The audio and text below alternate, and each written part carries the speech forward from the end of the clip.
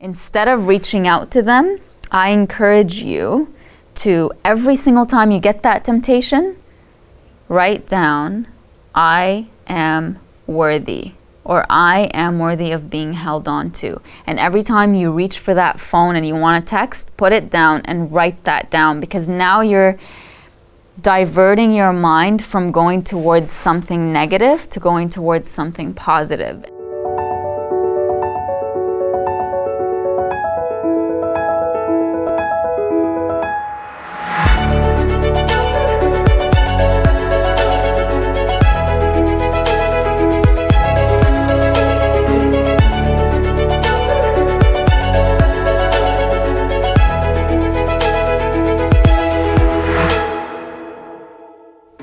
You have to understand that when a relationship ends, if you are not able to immediately stop thinking of that person, that doesn't mean that anything is wrong with you. Even though this person may have been so wrong for you, even though you may have known for a long time that this person is not the right person for you, you will still, if you are human, which you are, feel pain when they're no longer there. It's kind of like having a habit of thinking of someone every single day, or having them occupy a certain part of your mind and heart and soul every single day. And to just expect that because they're physically not there anymore, or because you know that this relationship has ended, to expect that that means that immediately that part that they took in your life is going to leave with them is unreasonable. So I find that if you were to just accept this fact that it is going to hurt, and that it's okay for it to hurt. Because if it doesn't hurt, then did you really care about this person? Probably not.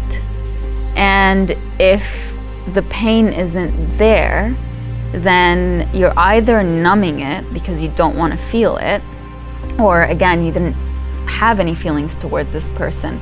But your pain is stemming from all of that love that you had towards someone, all of that care that you had towards someone, all of a sudden not having a place to go, or all of a sudden feeling like a big lie. And so for you to accept that it's going to hurt and that it's okay for it to hurt, that's the first step. Once you accept that, it makes all the other steps easy, because as long as you're fixated on why does this hurt when I know that it ended? Or why can't I let go of this person when they don't even want me? Or when I know that I don't even want them? When you get stuck there, you're in resistance, and it's stopping you from actually moving forward from that person. So once you accept that it's going to be painful and that it's completely fine for it to be painful, this is when you start planning. How do I actually get over this person? How do I move on from this person? It could be that you change their name in your phone, or you delete it, you unfollow them on social media, you stop any kind of reminder of them, just so that you can break the habit of constantly thinking of them.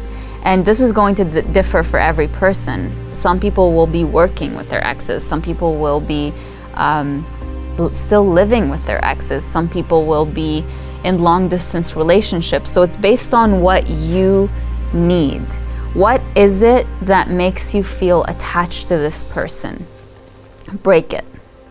So if it's sitting there for hours thinking about all the good memories that you shared, make a list of all of the reasons why this person wasn't right for you and why you weren't right for this person either. And keep that list in a place where you can see it, so that every time you fall into that memory, that beautiful memory that you shared with them, you can look back at that list and say, but that's only a little piece of the story.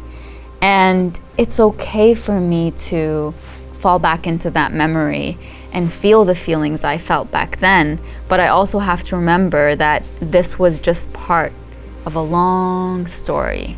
This was part of, or this was sitting on top of a bunch of other things that didn't go well. So why am I not remembering all these other things that didn't go well?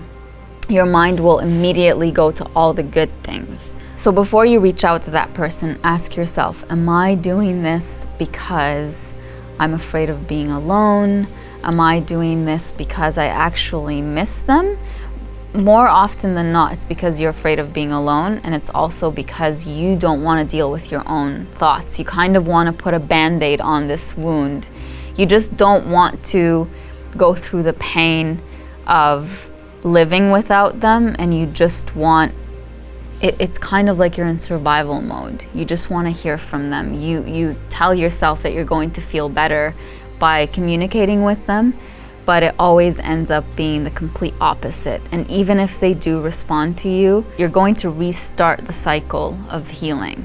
So the harder it gets, the more you know that you're actually reaching the end of that stage of healing and letting go of them. Another thing that you can do, and that I've done before, is anytime you get into that panic mode of feeling so unworthy, and it's like the only thing that will make you feel worthy is if you reach out to them and they respond to you, you have to remember that has nothing to do with them and their presence in your life, and it has everything to do with you and your beliefs about your own self.